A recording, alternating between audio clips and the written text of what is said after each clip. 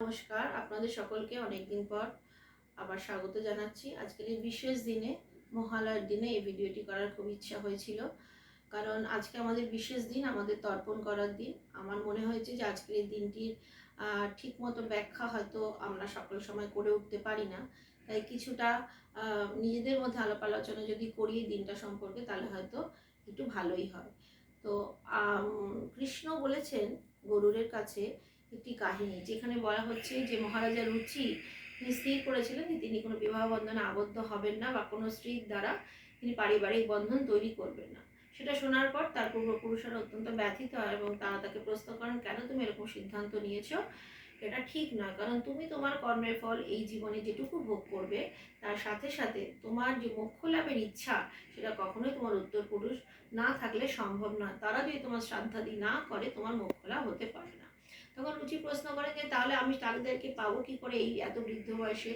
তখন তারা বলেন যে তুমি ব্রহ্মদেবের কাছে গিয়ে ধ্যান করো, উনি তোমাকে আশীর্বাদ করবেন।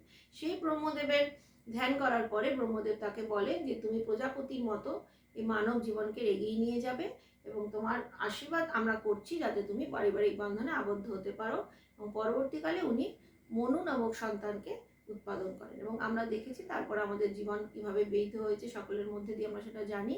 এবং আরও একটি কাহিনী আছে মহাভারতের ক্ষেত্রে, যেখানে কর্ণ তিনি অনেক কিছু দান করে গেছেন তার জীবন দশায়, কিন্তু স্বর্গে যাওয়ার পর তাকে বলা হয়েছে যে না, তুমি দান ধ্যান যাই করেছো সোনা দানা, কিন্তু তুমি তোমার পিতৃপুরুষকে কখনোই তুমি জল বা কোনো তিল বা যা কিছু অন্য কোনো কিছু তুমি দান করে আসো না। তো উনি 16 দিন ফেরত এসে উনি ওনার জীবনে ওইটুকু দান করে যান, জল দান করেন, অন্ন বস্ত্র যা কিছু দান করেন তার পিতৃপুরুষের উদ্দেশ্যে।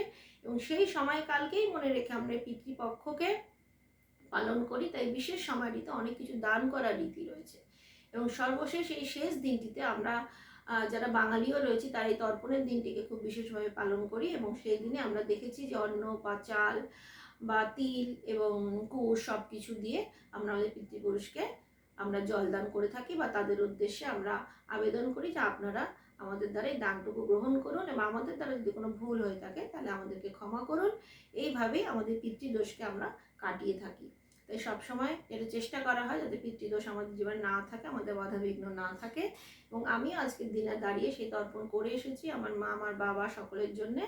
আমার মাও কিছুদিন আগে 6 মাস আগে উনি পরলোকগত হয়েছেন, তাই তার সেই কাজ আমি আজকে করতে পারিনি, বাকিদের জন্য আমি করে এসেছি। এবং আমার মন থেকে ওটাই এসেছে যে আমরা সকলে যেন আমাদের পিতৃপুরুষের সেই আশীর্বাদ পেতে পারি। আপনারা নিশ্চয়ই সকলে যারা যারা করতে পেরেছেন তারা নিশ্চয়ই সেইভাবেই করেছেন। আর আজকের দিনটাতে আমার মনে হলে ভিডিওটি করাটা হয়তো বেশ আমার দিক থেকে বেশ ভালো লাগা হতে পারে, কারণ আমার মায়ের পরিহিত শাড়িকে পরিধান করে আমি ভিডিওটা বানালাম। হয়তো তার স্মৃতির উদ্দেশ্যে আমি ভিডিওটা বানালাম এবং সেই দিকটা মনে রেখেই আপনারা সকলে আমার এই কথাগুলো শুনবেন। আশা করি আপনাদের খুব খারাপ লাগলো না। আপনারা সকলে ভালো থাকবেন এবং আশা করব আপনাদের পিতৃপুরুষরা আপনাদেরকে আশীর্বাদ করে গিয়েছেন যাতে আপনাদের বাকি জীবন অত্যন্ত সুন্দরভাবে কাটে। ধন্যবাদ আপনাদের সকলকে।